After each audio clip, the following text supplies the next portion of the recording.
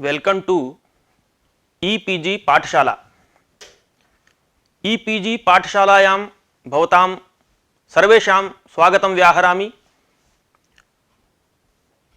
अहं पंकज कुमार व्यासः हरियाणा संस्कृत विद्यापीठ बघोलायां व्याकरण विभागे सहायक आचार्य रूपेण नियुक्तोऽस्मि। अद्य भवतां पुरतः परमलघुमञ्जुषायाः तृतीयः पाठः भवति। तस्मिन् पाठे नागेशभट्टमते शक्तिस्वरूपं किम् इति मुख्यः विचारः। एवञ्च नागेशभट्टमते शक्तिस्वरूपज्ञानं, ततः शक्तिग्राहक तादात्म्यस्य ज्ञानं, तादात्म्यमेव संकेतः, तदुत्तरं नैयायिकमतदूषणम्। इतः प्राक्तनपाठेऽपि मुख्यः अंशः स एव आसीत् अस्माकं। नैयायिकैः ईश्वर इच्छा शक्तिः संकेतः इत्युक्तं तन्निराकृतं। तदेव मतं पुनरपि अनूद्य अस्मिन् पाठेऽपि अग्रे खण्ड्यते नागेशेन। ततः शब्दार्थयोः तादात्म्ये प्रमाणं, तत्स्वरूपं च, बोद्धपदार्थनिरूपणम्, अर्थपदयोः तादात्म्ये व्यवहारोपपत्तिः, शब्दार्थयोः तादात्म्ये लौकिकशास्त्रीय प्रमाण प्रदर्शनम्। एतत् सर्वम् अस्मिन् पाठे विचार्यमाणाः मुख्याः अंशाः भवन्ति। तत्सर्वं विस्तरेण वयम् अत्र पठिष्यामः। यथोक्तम् इतः प्राक्तन पाठे भवद्भिः शक्तिविषयकं नैयायिकमतं ग्रंथकारमतरीत्या तस्य निराकरणं कथम् इति च ज्ञातम्। तत् संक्षेपेण पुनः स्मारयामि। कुतः इत्युक्ते पूर्वतनपाठस्य अस्य च सम्बन्धः वर्तते। पूर्वस्मिन् पाठे नैयायिकोक्तरीत्या ईश्वर इच्छा शक्तिरिति प्रतिपाद्य तस्य निराकरणं कृतम्। अस्मिन् पाठे क्रमेण स्वमत उपस्थापनं करिष्यते नागेशेन। अतः पूर्वतनपाठस्य संक्षेपेण स्मारणं। नैयायिकैः ईश्वर इच्छा शक्तिरिति अंगीकृतं। स एव संकेतः इत्युक्तं। तद् नैव संभवति। यतः इच्छायाः शक्तित्व संभवेपि संबंधत्वं कल्पयितुं नैव शक्यते। कुत इति चेत् संबंधस्य त्रीणि वैशिष्ट्यानि भवन्ति। संबंधो हि संबंधिद्वय भिन्नः भवति, संबंधिद्वयनिष्ठो भवति, विशेषण विशेष्योभय संबंध ज्ञान नियामकश्च भवति। यथा घटवद्भूतलम् इत्यत्र समन्वयं कुर्मः। घटवद्भूतलम् इत्यादौ संयोगरूपः संबंधः संबंधिभ्यां घटभूतलाभ्यां भिन्नः। द्विष्ठः नाम घटभूतल उभयनिष्ठः। घटनिरूपित संयोगाश्रयः भूतलमिति विशिष्ट बुद्धिनियामकश्च भवति। तद्वत् घटशब्दात् कम्बुग्रीवादिमान् बोद्धव्यः इत्यत्र घटशब्द तदर्थयोः यः संबंधः, सः संबंधः इच्छा भवितुं नार्हति। यतः इच्छा हि चेतनस्य धर्मः। घटादिषु अचेतनेषु तस्याः अभावः स्पष्ट एव। अत्र न हि घटशब्दः इच्छावान्, नापि तस्य अर्थः इच्छावान्। एवञ्च संबंधद्वय एवञ्च सम्बन्धः सम्बन्धिद्वयनिष्ठः भवति इति यत् प्रतिपादितं तदत्र नास्ति एव। अत्र सम्बन्धत्वेन अभिमतायाः इच्छायाः शब्दार्थ संबंधिद्वयात् भिन्ने एव ईश्वरे सत्वात् ईश्वर इच्छा न संबंधः इति नैयायिक मत खंडन प्रकारः सुष्ठु ज्ञातमेव भवद्भिः अधुना स्मृतं च। सम्प्रति अस्मिन् पाठे नागेश मते शक्ति स्वरूपं कीदृशं, तस्याः शक्तेः ग्राहकं इतरेतर अध्यास मूलकं तादात्म्यं, शक्ति विषये वाक्यपदीयकार सम्मतिः, भाष्यकाराणां शक्ति विषयकं निर्वचनम् इत्येतान् अंशान् विस्तरेण भवन्तः ज्ञास्यन्ति। अधुना तत्र प्रथमं भवति नागेश भट्टमते शक्ति स्वरूपम्। पूर्वस्मिन् पाठे नैयायिक मत खंडनं कृतमासीत्।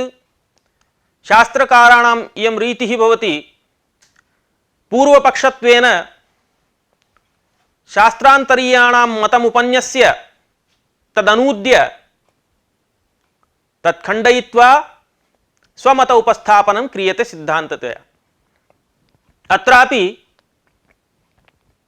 पूर्वस्मिन् पाठे ईश्वर इच्छाशक्तिरिति नैयायिकोक्तं यदस्ति तद् नागेशेन नाङ्गीक्रियते। ग्रंथकारः एवं कथयति यत्र यतः संबंधत्वेन अभिमता या इच्छा सा शब्दार्थ रूप संबंधिद्वयात् भिन्ने एव ईश्वरे तिष्ठति, तस्मात् ईश्वर इच्छा शक्तिरिति तेषां मतम् असमीचीनम्। संबंधस्तु संबंधिद्वयनिष्ठः भवति, इयं तु इच्छा शब्दार्थ रूप संबंधिद्वयात् भिन्ने एव ईश्वरे वर्तते। अतः अस्याः इच्छायाः संबंधत्वमपि न। अतः पदपदार्थयोः संबंधान्तरमेव शक्तिरिति स्वीकार्यम् इति अस्माकं वैयाकरणानां मतं। पदपदार्थयोः संबंधान्तरमेव शक्तिरिति स्वीकार्यम्। सा च वाच्यवाचक भाव अपरपर्याया इति। अत्र वाच्यम् इत्युक्ते पदं, वाचकम् इत्युक्ते पदार्थः। अत्रेदं ज्ञातव्यम् यद्वाच्यत्वं नाम न बोधविषयत्वरूपं नापि वाचकत्वं बोधजनकत्वरूपमिति, अपि तु अखण्डोपाधिरूपं पदार्थान्तरमेव वाच्यवाचकत्वे वर्तेते। ते उभे अपि वाच्यवाचक रूप शब्दार्थोभयनिष्ठे भवतः। वाच्यत्वं तावत् अर्थनिष्ठः, वाचकत्वमपि केवलं शब्दनिष्ठः। तस्मात् एकनिष्ठत्वात् बोधविषयत्वरूपं बोधजनकत्वरूपमिति वा संबंधः भवितुं नार्हति। संबंधो हि द्विष्ठः भवति इति पूर्वमेव निरूपितम्। अनया रीत्या एकनिष्ठत्वात् संबंधत्वाभावरूप पूर्वोक्त दोषस्य तथैव सत्वात् बोधविषयत्वरूपं बोधजनकत्वरूपमिति वा न शक्तिः अनयोः सखण्डत्वात्। अतएव वाच्यवाचक भाव अपरपर्याय रूपः कश्चन अखण्डोपाधिरेव संबंधान्तरम्। अखण्डोपाधि नाम शब्दार्थोभयनिष्ठः कश्चन अनुगत धर्म विशेषः। यस्तावत् शब्दार्थोभयनिष्ठः भवति न तु शब्दे अर्थे वा पृथक् पृथक्।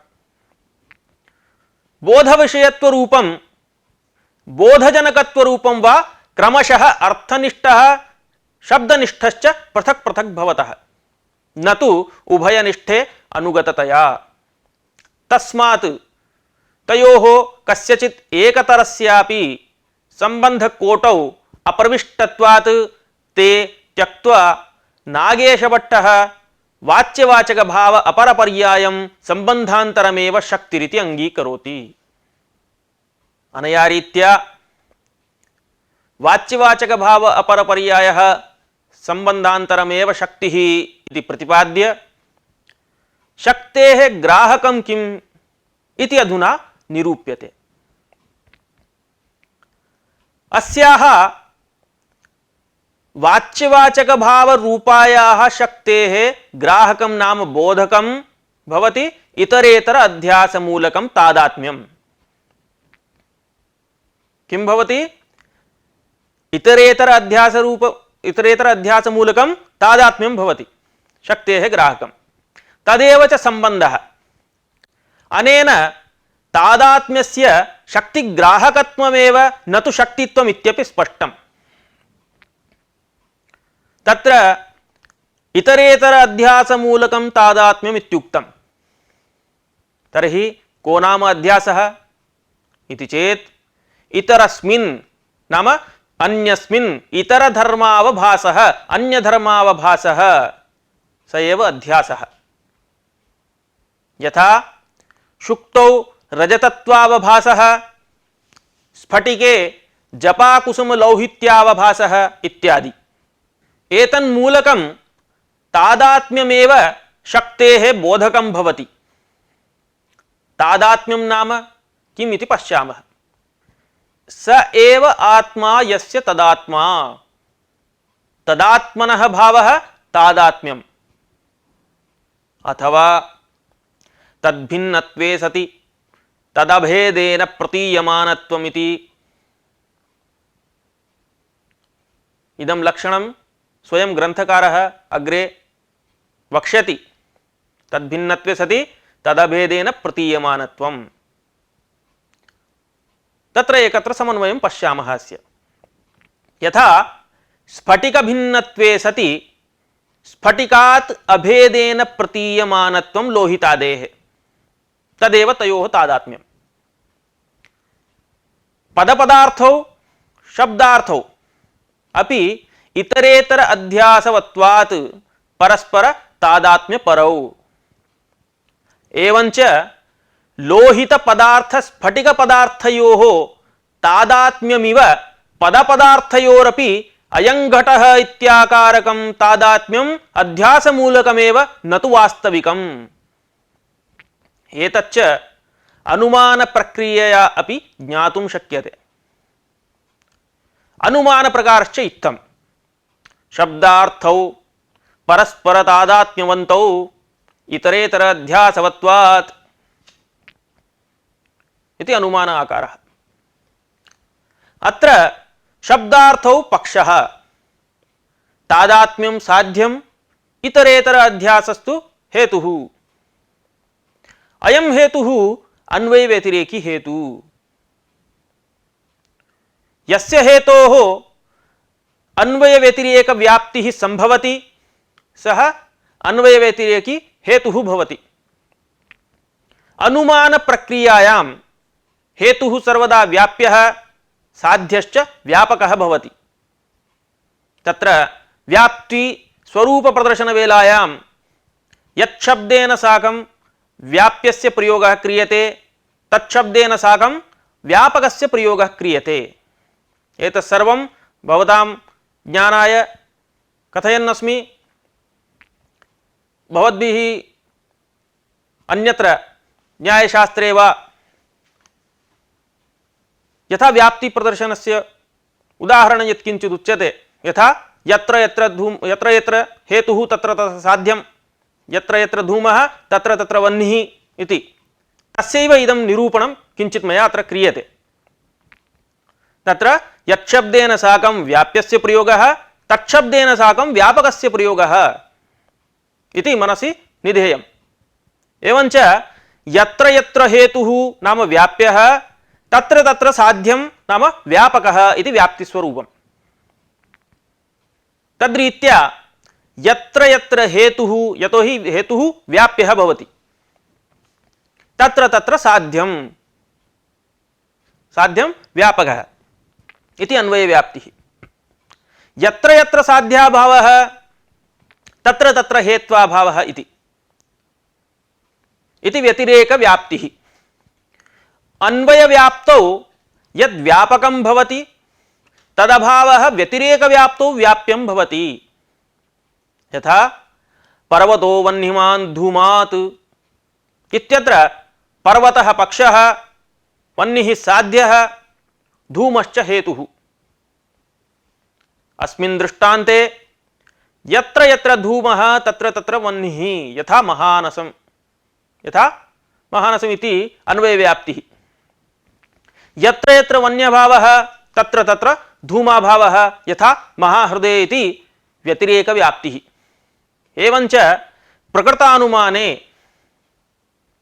अन्वयव्याप्तिस्तु यत्र यत्र इतरेतर अध्यासः तत्र तत्र तादात्म्यम्। यथा गुणगुणिनोः नीलो घटः इत्यादौ। व्यतिरेकव्याप्तिस्तु यत्र यत्र तादात्म्याभावः तत्र तत्र इतरेतर अध्यासाभावः। यथा घटपटयोः।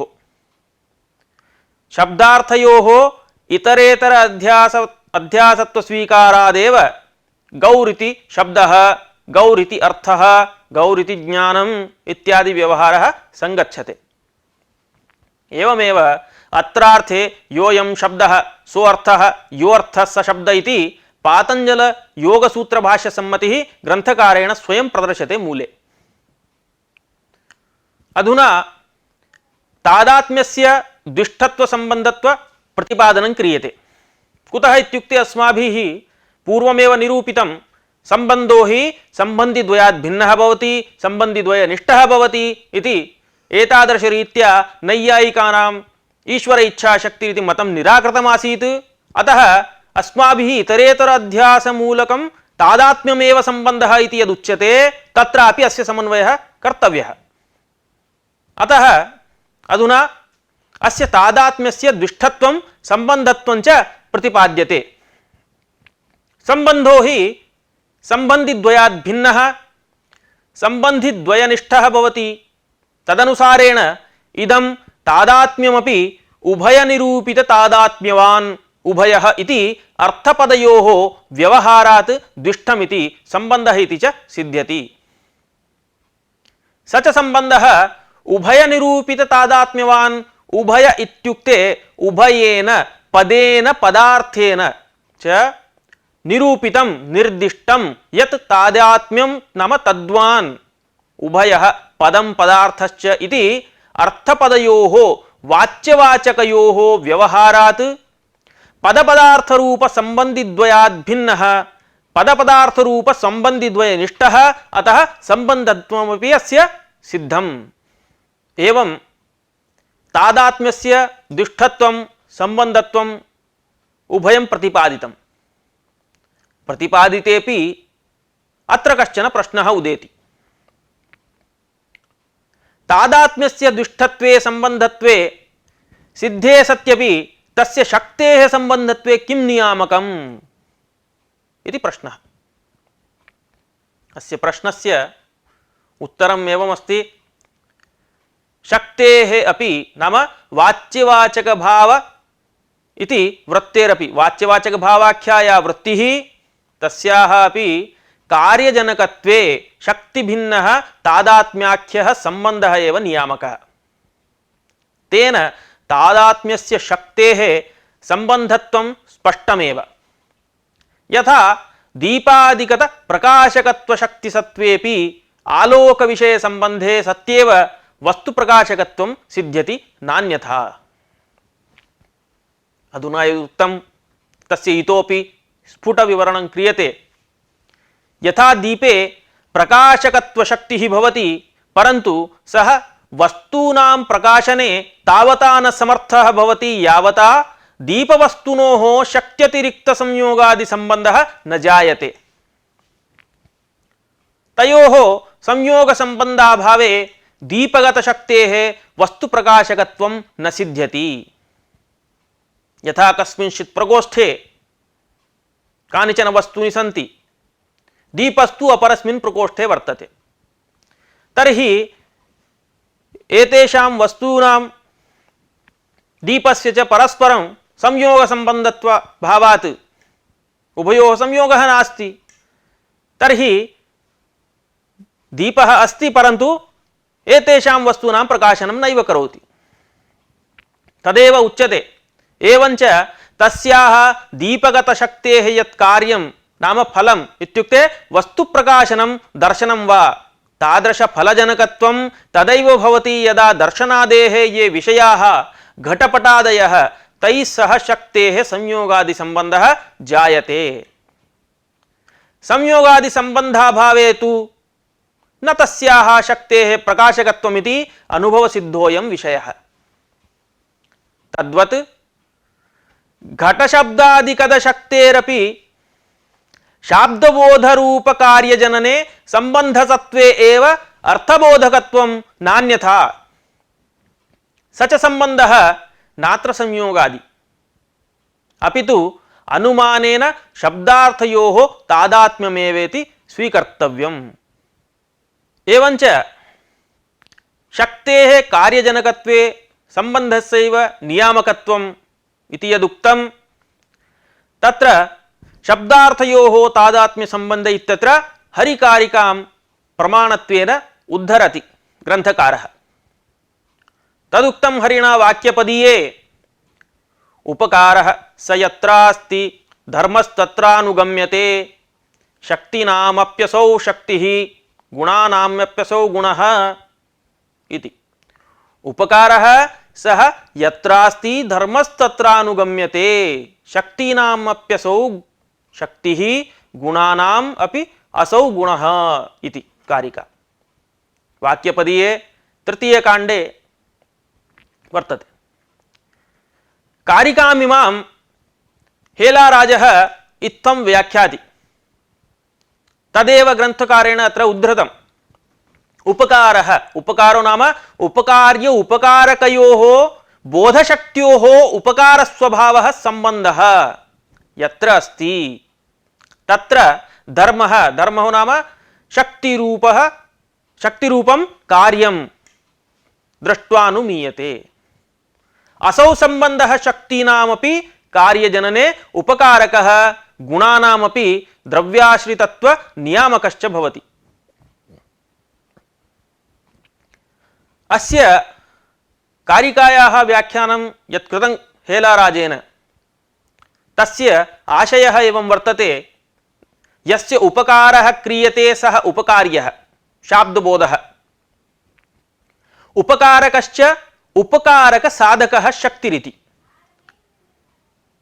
तयोः उपकार्योपकारकयोः शाब्दबोधः तद्बोधकशक्तिरित्यनयोः उपकारस्वभाव रूपसंबंधः यत्र शब्दादौ वर्तते तत्र शक्तिरूपो धर्मः कार्यं नाम शाब्दबोधादिकार्यं दृष्ट्वानुमीयते।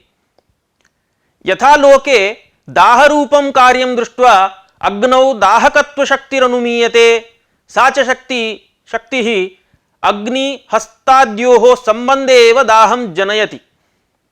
एवमेव बोधरूपं कार्यं दृष्ट्वा शब्दनिष्ठा शक्तिरनुमीयते। तत्र पदपदार्थयोः तादात्म्यरूपसंबन्धः नियामकः इति भावः। असौ संबन्धः एव शब्दादिनिष्ठानां शक्तीनामपि शाब्दबोधादिकार्यजनने शक्तिः उपकारकः एवमेव रूपरसादीनां गुणानामपि द्रव्याश्रितत्व नियामकः इत्युक्ते गुणाः द्रव्याश्रिताः भवन्ति गुणगुणिनोश्च समवायः भवति इत्यस्य नियामको भवति। अनया रीत्या तादात्म्यस्य कार्यजनकत्वम् इत्येतत् सर्वम् उपपाद्य पदपदार्थयोरिव वाक्यवाक्यार्थयोरपि तादात्म्यसंबन्धः भवति इति अधुना निरूप्यते। इतः पूर्वं पदपदार्थयोः तादात्म्यसंबन्धः इति निरूपितम्। अधुना वाक्यवाक्यार्थयोरपि तादात्म्यं भवति इति निरूप्यते। तदित्थं हि पूर्वनिरूपितः तादात्म्यसंबन्धः न केवलं पदपदार्थयोरेव अपितु वाक्यवाक्यार्थयोरपि भवति। अत्र न्यायभाष्यकारस्य वचनं प्रमाणं। तथा हि समयज्ञानार्थञ्च इदं पदलक्षणायाः वाचोन्वाख्यानं व्याकरणं वाक्यलक्षणायाः वाचो अर्थलक्षणम् इति न्यायभाष्ये प्रतिपादितम्। अस्य न्यायभाष्यवचनस्य विवरणं करोमि। समयज्ञानार्थं नाम वाच्यवाचक भाव द्योतक तादात्म्य रूप संकेत ज्ञानार्थं पदलक्षणायाः पदं लक्षणं स्वरूपं यस्याः तस्याः पदस्वरूपायाः वाचः नाम वाण्याः अन्वाख्यानं प्रकृति प्रत्यय तत्तदर्थ पुरस्सरं बोधकं व्याकरणं नाम शब्दशास्त्रं भवति। वाक्यलक्षणायास्तु नाम वाक्यस्वरूपायाः वाचः अन्वाख्यानं नाम बोधकं अर्थलक्षणं वाक्यार्थबोधकं तर्कमीमांसादिशास्त्रमिति। अनेन वाक्यलक्षणायाः वाचः इति कथनेन शाब्दबोधोपकारिका शक्तिः वाक्यावयवभूत वर्णसमुदायेषु पदेष्विव अर्थपरिसमापक वाक्येष्वपि ईश्वरसमयः ईश्वरसंकेतः अस्ति इति स्फुटं प्रतिपादितमस्ति। तस्मात् पदपदार्थयोः वाक्यवाक्यार्थयोश्च इतरेतर अध्यासः संकेतः तन्मूलकं तादात्म्यञ्च सम्बन्धः इति समुदितार्थः फलति। अयमेव अर्थः पतंजलि प्रणीत योग सूत्र भाष्यादपि लभ्यते। तथा ही संकेतस्तु पदपदार्थयोः इतरेतर अध्यास रूपः स्मृत्यात्मकः योऽयं शब्दः सोऽर्थः योऽर्थः स शब्दः इति पातंजल योग भाष्ये। इतरेतर अध्यास रूपः स्मृत्यात्मकः स्मृति विषयः आत्मा स्वरूपं यस्य सः स्मर्यमाणः इत्यर्थः। एवञ्च स्मृति विषयो ज्ञातः संकेत एव शक्तेर्बोधको भवति। एतन्मध्ये कश्चन शंकाम् उत्पादयति। इतरेतर अध्यास रूपः इत्यत्र रूपपदोपादानेन संकेतस्य अध्यासत्वमेव लभ्यते न तु अध्यासमूलकत्वम्। कथम् अध्यासमूलकत्वं वर्ण्यते भवद्भिः इति चेत् समाधानरूपेण एवम् उच्यते। रूप्यते बोध्यते इति करणघञ्यन्तरूपशब्देन अध्यासो रूपं बोधकः यस्य इति बहुव्रीहिण अध्यास बोध्यत्वस्य लाभः भवति। अथवा रूप्यते बोध्यते असौ इति कर्मघञ्यन्त रूपशब्दस्य अध्यास शब्देन तृतीया तत्पुरुष समासः। अध्यासेन रूपः बोधः इति यावत्। अनेन इतरेतर अध्यास रूप इति कथनात् अध्यास मूलकत्वम् इत्यपि आयातम्। इत्येतावता प्रबन्धेन ग्रंथकारेण शाब्दिकानां मते शक्तिः का तत्र कानि प्रमाणानि एतत् सर्वं निरूपितं सम्यक् प्रतिपादितं। पुनरपि पूर्वं तावत् नैयायिकोक्तं यत् खण्डितमासीत् पूर्वस्मिन् पाठे तदधुना पुनः अनूद्य खण्डयति।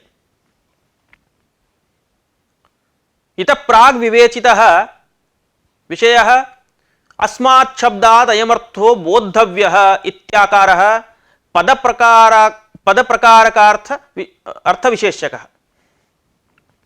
अस्मात् शब्दात् अयमर्थो बोद्धव्यः इत्याकारः पदप्रकारक अर्थविशेषकः। एवं इदं पदम इममर्थं बोधयतु इत्याकारः अर्थप्रकारक पदविशेषको वा ईश्वरः संकेतः ईश्वर संकेतः ईश्वर इच्छा इति नैयायिकमतं न युक्तम्। संकेतस्य शक्तिग्राहकत्वेन मुख्यशक्तित्वाभावात्। यतः अयमेतत् शक्यः इत्युक्ते अयमर्थः एतत् पदस्य शक्यः अत्रास्य शक्तिः। अस्मिन्नर्थे अस्य पदस्य शक्तिः इत्याकारकः संकेतः शक्त्यपेक्षया भिन्नरूपेण प्रसिद्धः। संकेतः शक्त्यपेक्षया भिन्नः इत्यत्रार्थे न्यायवाचस्पत्योक्तिं प्रमाणत्वेन प्रदर्शयति ग्रन्थकारः। तत्र कथयति मूले सर्गादिभुवां महर्षि देवतानाम् ईश्वरेण साक्षादेव कृतः संकेतः तद्व्यवहाराच्च अस्मदादीनामपि सुग्रहः संकेतः इति न्यायवाचस्पत्ये सामयिकः शब्दार्थ प्रत्ययः इति सूत्रे उक्तम्। अस्य अर्थः एवं भवति सर्गादिभुवां सृष्टेः प्रारंभकाले गृहीतजन्मनां महर्षि देवतानां ईश्वरेण अस्यायं वाचकः अस्मादयं बोद्धव्यः इति साक्षादेव कृतः संकेतः तद्व्यवहाराच्च अस्मदादीनामपि सुग्रहः सुबोधः सुलभो वा संकेतः इति। योगवाचस्पत्येपि समानतया वचनम् उपलभ्यते।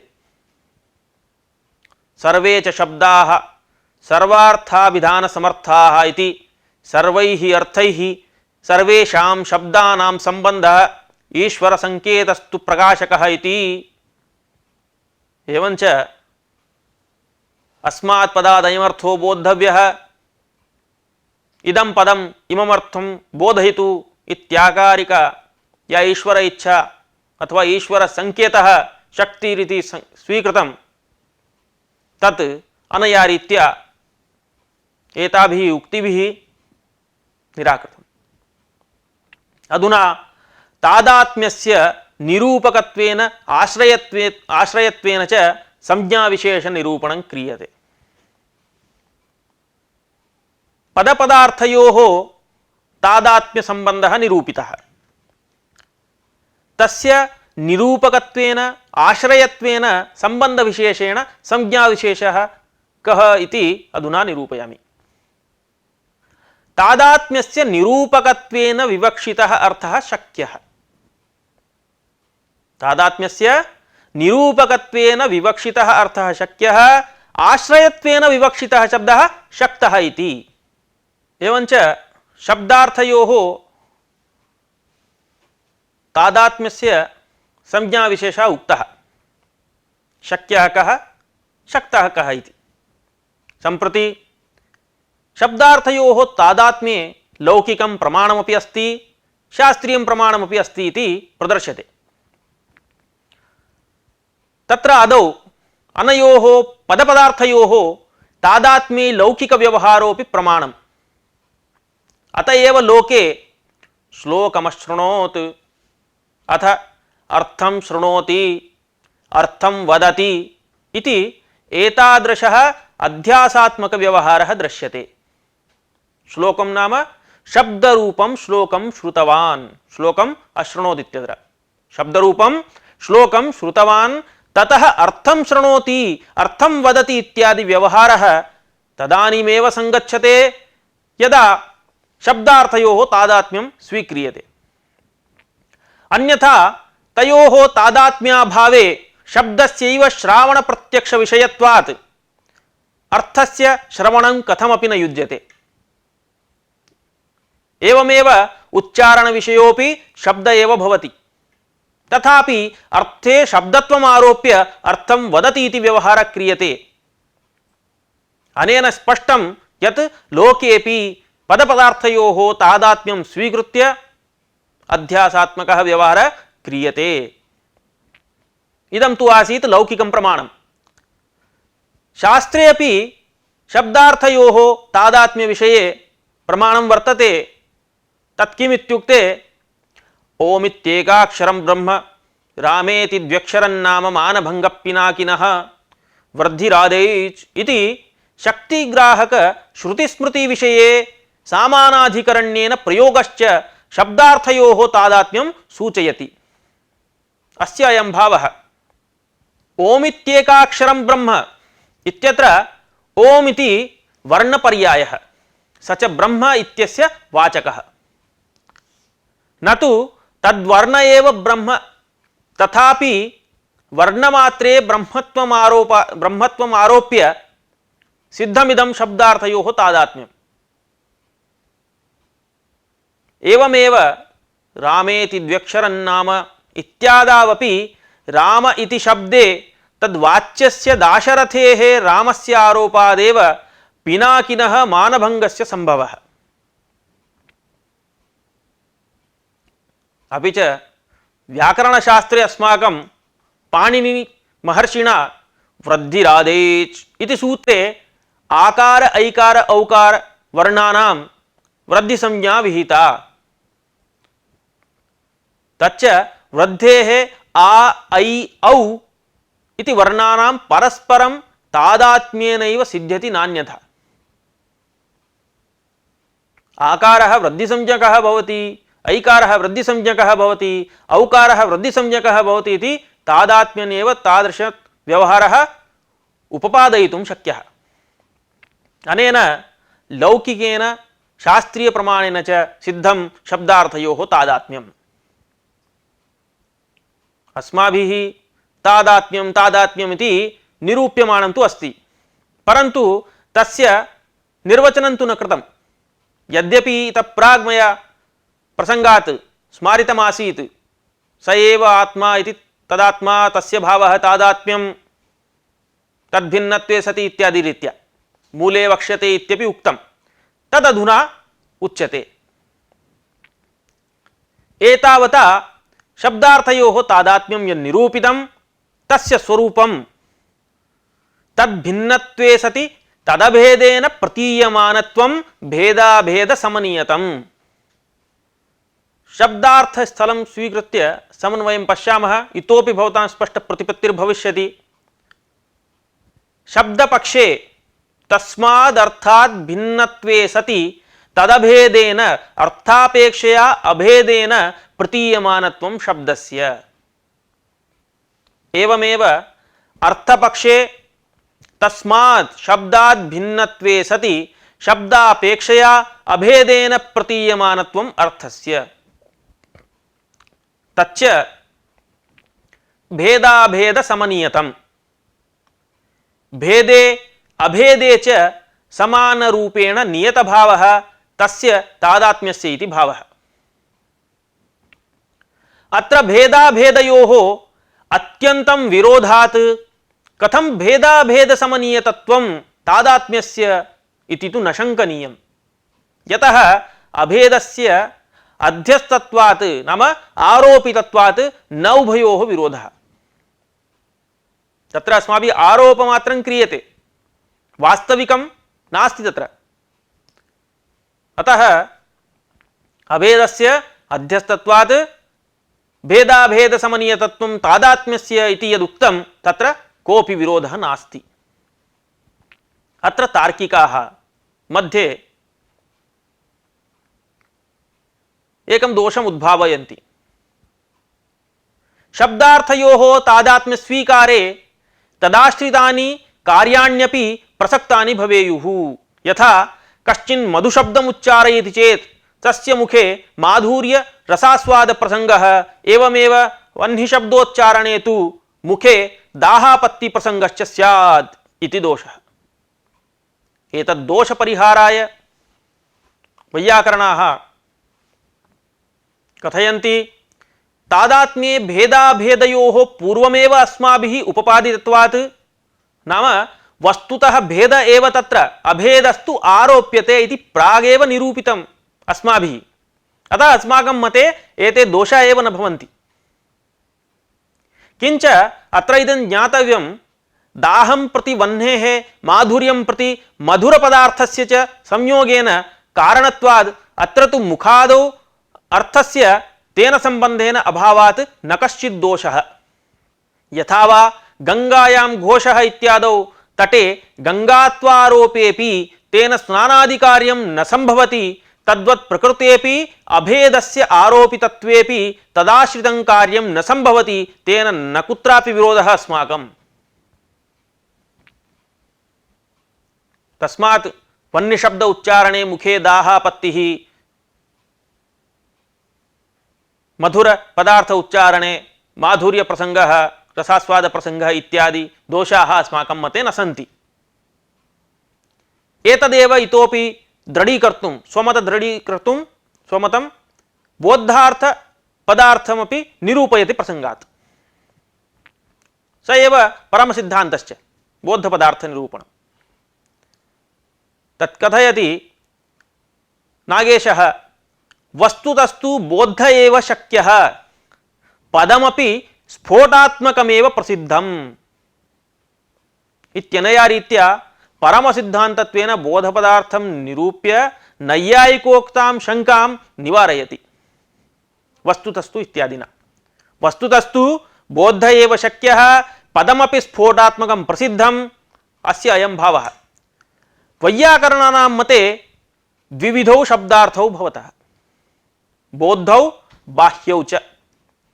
तत्र बौद्धार्थेन सह बौद्धशब्दस्य तादात्म्यं न तु बौद्धबाह्ययोः। बौद्ध इत्यस्य बुद्धिरूपाधिकरण देशस्थ इत्यर्थः, न तु बुद्धिविषयः, यतः बाह्योऽपि पदार्थः बुद्धिविषये एव भवति। अतएव बौद्धार्थस्य स्फोटात्मकशब्दस्यैव तादात्म्यम् अङ्गीक्रियते। तेन बौद्धे वह्न्यादावर्थे दाहादिशक्तिमत्वाभावात् दाहरूपकार्य अदर्शनात् दाहजनिकायाः शक्तेरपि अभावः कल्प्यते। तर्हि एतादृशरीत्या पदार्थस्य बौद्धार्थत्वस्वीकारे किमपि प्रमाणमस्ति वा इति चेदस्ति। तदेव सूचयति शब्दज्ञानानुपाती वस्तुशून्यो विकल्पः इति योगसूत्रं प्रमाणत्वेन उपन्यस्यति ग्रन्थकारः। शब्दज्ञानानुपाती वस्तुशून्यो विकल्पः इति योगसूत्रम्। एतद् विकल्पसूत्रमपि बौद्धपदार्थस्वीकारे एव संगच्छते। अस्य सूत्रस्य ग्रन्थकारेण योगवाचस्पत्यानुसारेण स्वयमर्थः उद्धृतः।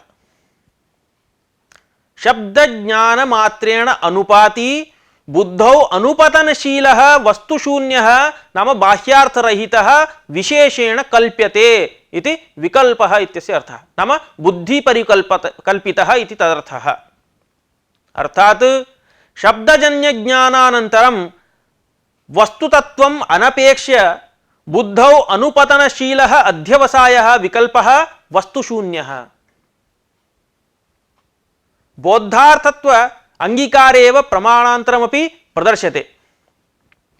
कश्चन प्रसिद्धः श्लोकः वर्तते, एष बन्ध्यासुतो याति खपुष्पकृतशेखरः कूर्मक्षीरचये स्नातः शशशृङ्गर्धनुर्धरः। एष बन्ध्यासुतो याति खपुष्पकृतशेखरः कूर्मक्षीरचये स्नातः शशशृङ्गधनुर्धरः इति श्लोकस्य अर्थस्तु सुलभ एव। आकाशपुष्पं शिरसि धृत्वा कूर्मक्षीरकुण्डे स्नात्वा शशशृङ्गेन निर्मितधनुः स्वीकृत्य कश्चित् बन्ध्यासुतः याति इति। प्रकृतश्लोके बन्ध्यासुतः खपुष्पं कूर्मक्षीरं शशशृङ्गः इत्यादि ये पदार्थाः वर्णिताः, तेषाम् अस्माकं शाब्दिकानां मते बाह्यत्वेन शून्यत्वे नाम अप्रसिद्धत्वेपि बुद्धिपरिकल्पित वाच्यार्थत्वम् अस्ति इति हेतोः अर्थवत्वमादाय प्रातिपदिकत्वात् सुबादि विभक्त्युत्पत्तिः भवति। यदि बौद्धपदार्थः नाङ्गीक्रियते तव नैयायिकोक्तरीत्या तर्हि बन्ध्यायाः सुतोत्पत्तेः सुतराम् असंभवात् यानक्रियायाम् असंभवः। शाब्दबोधोऽपि न उदेति इति अग्रे प्रतिपाद्यते। एवञ्च बन्ध्यायाः सुतोत्पत्तेः सुतराम् असंभवात्। बन्ध्या चेत् सुतः न भवति, सुतश्चेत् बन्ध्या कथम्? अतः एवमेव आकाशे पुष्पाणाम् अभावात् कूर्मपत्नीनां कच्छपीनां क्षीरस्य असंभवेन तत्समुदाये स्नान असंभवात् शशस्य शृङ्गाणामेव अभावात् तन्निर्मित धनुषोऽपि असंभवाच्च। एतादृशानां कस्याप्यर्थस्य असंभवेन प्रातिपदिकत्वं न स्यादेव, तदभावे च विभक्त्युत्पत्तिरपि न इत्यपि बोध्यम्। अत्र चित्रमाध्यमेन भिन्न भिन्न शास्त्रकाराणां शशशृङ्गादिस्थले किं मतमिति प्रस्तूयते। तद्दृष्ट्वा भवद्भिः सर्वं ज्ञातुं शक्यते कस्य मते शशशृङ्गादि ये पदार्थाः सन्ति तेषां किं किं मतमस्ति। यथा वैयाकरणाः बौद्धार्थत्वं स्वीकुर्वन्ति, प्राचीननैयायिकाः असद्बुद्धिसिद्धं, वैशेषिकाः अभूतं नाम अभावः, उदयनाचार्यः अपार्थकमिति, नव्यनैयायिकाः तत्र गदाधरभट्टाचार्यः शशे शृङ्गत्वाभावः, जगदीशस्तु सार्थकः अयोग्यः इति, प्राभाकराः अभावः नाम पदार्थभिन्नः, मीमांसकभाट्टाः अभावो नाम अनुपलब्धेः शशशृङ्गस्य इति, सांख्यास्तावत् अत्यन्ताभावः असत् इति, विज्ञानमिति बौद्धाः, अत्यन्तासत् इति श्रीहर्षः खण्डनकारः, असत् इति द्वैतवेदान्तिनः, तुच्छम् अप्रामाणिकमिति अद्वैतवेदान्तिनः, विकल्पः इति योगिनः। तत् स्वीकृत्य अस्माभिः अधुना प्रतिपादितं वस्तुशून्यो विकल्पः इत्यादि सूत्रेण। एवञ्च अस्मिन् चित्रे स्पष्टम् अस्ति शशशृङ्गादि विषये विभिन्न शास्त्रकाराणां मतानि, तद्भवन्तः अपि दृष्ट्वा समालोचयन्तु। एतन्माध्यमेन भवन्तः ज्ञातुं प्रभविष्यन्ति सर्वेषां मतानि। ग्रन्थे यद्यपि न समेषां मतानि उद्धृतानि ग्रन्थकारेण, तथापि भवतां सौकर्याय चित्रमिदं प्रस्तूयते। अत्र केचिन् नैयायिकाः शशशृङ्गस्य अप्रसिद्धत्वात् अप्रसिद्धप्रतियोगिकाभावस्य नैयायिकैः अस्वीकारात् शशशृङ्गमित्यादौ प्रातिपदिकत्वं न स्यात् इत्याशङ्क्य महिष्यादीनां शृङ्गं प्रसिद्धं, शशोऽपि प्रसिद्धः, तेन शृङ्गे शशीयत्वस्य शशसम्बन्धित्वस्य भ्रमात् बाह्यार्थस्य अभावेपि भ्रमविषयम् अर्थमाश्रित्य प्रातिपदिकत्वं साधयन्ति। नैयायिकैः यस्य अभावस्य प्रतियोगी अप्रसिद्धः तादृश अभावः नाङ्गीक्रियते। यथा घटाभावे घटः प्रतियोगी स च प्रसिद्धः, अतः घटाभावस्तु स्वीक्रियते, परन्तु शशशृङ्ग एव अप्रसिद्धः तर्हि तस्य अभावोऽपि अप्रसिद्धः इति अभिप्रायेण अप्रसिद्धप्रतियोगिकाभावस्य नाङ्गीकरणम् इति नैयायिकैः उक्तम्। अस्तु, प्रकृते कैश्चित् नैयायिकैः यया रीत्या प्रातिपदिकत्वं साधितम् अप्रसिद्धपदार्थस्थले तन्न युक्तमिति स्वमतेन तादृशरीत्या प्रातिपदिकत्वसाधने आपत्तिं प्रकटयति वैयाकरणः। भवदुक्तरीत्या अत्र शृङ्गे शशीयत्वभ्रमः इत्यादिना निर्वाहः कर्तुं न शक्यते। कुत इति चेत् शशशब्दवाच्यस्य जन्तुविशेषस्य दर्शनरूपबाधसत्वेन तदभावस्य वक्तुमशक्यतया एकदेशस्य अभावस्य आनर्थक्येन तद्विशिष्टस्य शशविशिष्टस्य शृङ्गस्यापि अर्थवत्वाभावात् प्रातिपदिकत्वं न सिद्ध्यति। अत्र अभावः एकदेशः, यतोहि शशशृङ्गाभाव इत्युक्तं खलु, तत्र शशशृङ्गः एकः एकदेशः, अपरः भागः अयं भवति अभावः इति। एवञ्च शशविशिष्टस्य शृङ्गस्यापि अर्थवत्वाभावात् प्रातिपदिकत्वं न सिद्ध्यति।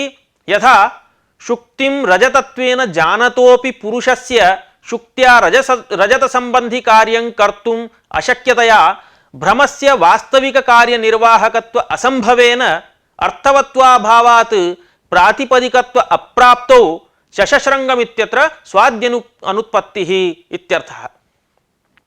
शृङ्गे शशीयत्वभ्रमस्थले वास्तविक अर्थवत्वाभावात् तत्प्रयुक्तं कार्यं प्रातिपदिकत्वं न स्यादिति इतोपि स्पष्टतया विवेचितम्। अधुना अर्थपदयोः तादात्म्ये व्यवहारोपपत्तिः इति विषयं किञ्चित् आलोचयामः।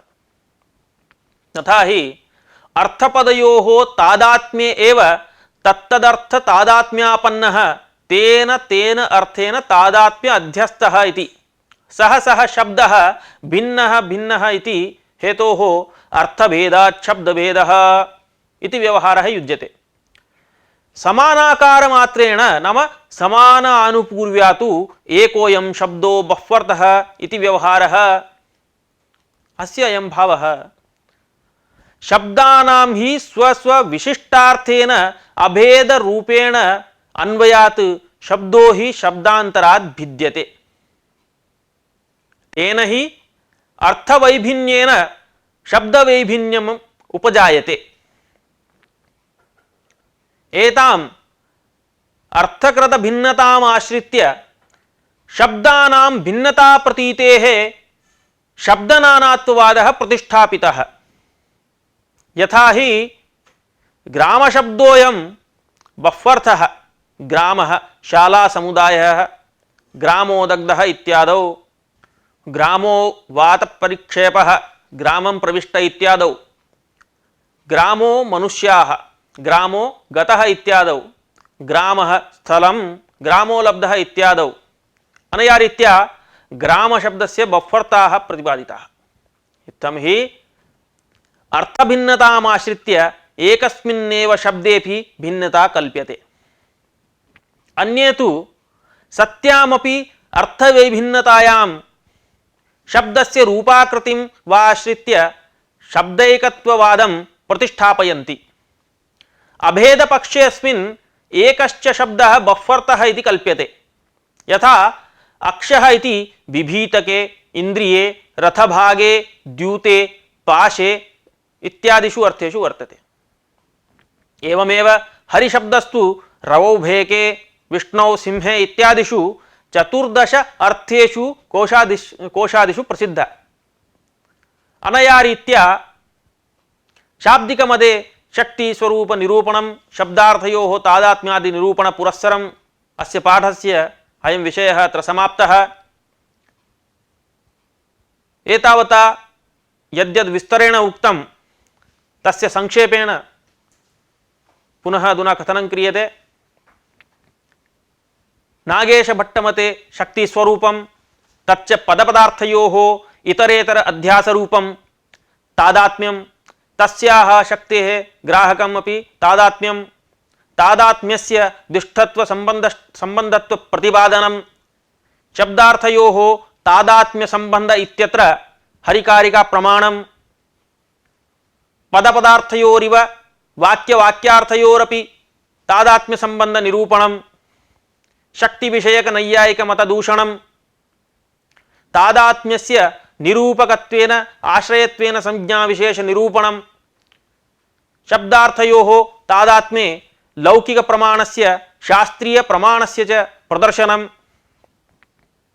तादात्म्य स्वरूपं तच्च तद्भिन्नत्वे सति तदभेदेन प्रतीयमानत्वं तस्य शब्दार्थस्थले समन्वयः ततः बोद्धार्थ निरूपणं बोद्धपदार्थांगीकारे प्रमाण प्रदर्शनम अर्थपदयोः तादात्म्ये अयं शब्दः अर्थभेदात् भिन्नः इत्यादि व्यवहारोपपत्ति इत्येते विषयाः विस्तरेण अस्मिन् पाठे अस्माभिः प्रतिपादिताः भवद्भिः ज्ञाताश्च। समाप्तोऽयं पाठः। शुभं भूयात्।